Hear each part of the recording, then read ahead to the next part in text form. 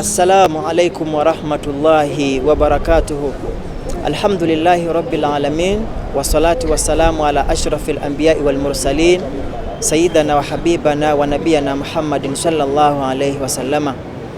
Abalabi ba GTV abalungi mbalamusizza buli omu kitiche era nga amanya nze Ashraf Segujja nga aya y'olunaku olwaleero tugenda kubanga tujijja mu surati Az-Zumar.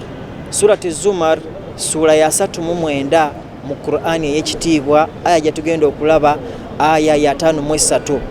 Allah subhanahu wa ta'ala watugambira nti a'udhu billahi minash shaitanir rajim قل يا عبادي الذين أسرفوا على أنفسهم لا تقنطوا من رحمة الله إن الله يغفر الذنوب جميعا إن الله غفور رحيم. الله سبحانه وتعالى مسورة الزمر atugambye mu aya y'ekitiibwa nti قل يا عبادي الذين أسرفوا.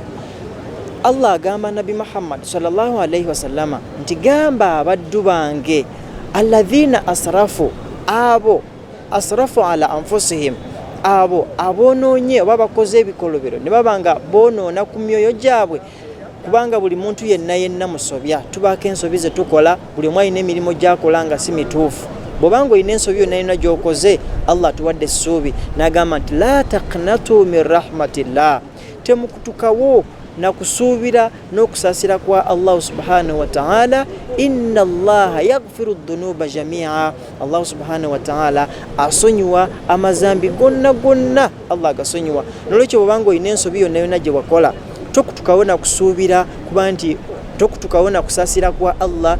Ky'olina okukola beera nga weenenya mu maaso ga Allah, Allah subhanahu wa ta'ala agenda kubanga akusonyiwa ensobi yo gy'oba okoze, kubanga omusobya asinga obulungi kullu ibni Adam khata, buli muntu yenna musobya, wa khairul khata'ina at-tawwabun, ye muntu omusobya asinga obulungi yoyo ayeenenya n'amanya ensobi ye n'abanga yeenenya.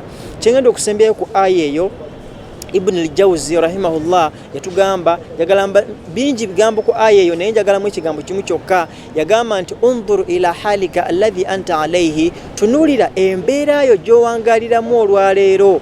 In kana yaslihu lilmauti walqabr, bwebanga erongoosa kabuliyo n'okufaako fastamir alayhi, beera ng'ogenda nayo mu maaso. Bw'obanga ojemera Allah ng'olaba nti kyekirongoosa kabuliyo n'okufaako fastamir alayhi, genda nakyo mu maaso. Bw'obanga ogondera Allah subhanahu wa ta'ala nga ekyo kyotambula nakyo fastamir alayhi, bw'omanya nti kyekirongoosa kabuliyo n'okufaako. Naye n'agamba nti wa in kana la yaslihu lihadhain, bwe kibanga embeera gy'owangaliramu nga terongoosa kabuliyo na kufaako, fatub ila Allahi minha, beera nga weenenya mu maaso ga Allah subhanahu wa ta'ala, warji' ila ma yaslih, osobole okubanga odda ku ekyo ekirongoosa kabuliyo n'okufaako. N'olwekyo tulina ensobi zaffe tulongoose, nga mu kulongoosa okwaffe nga twenenya. Bwe tunaba twenenyezza, Allah subhanahu wa ta'ala agenda kubanga atusonyiwa. Wa barakallahu fikum, wasalaamu alaikum wa rahmatullahi wa barakatuh.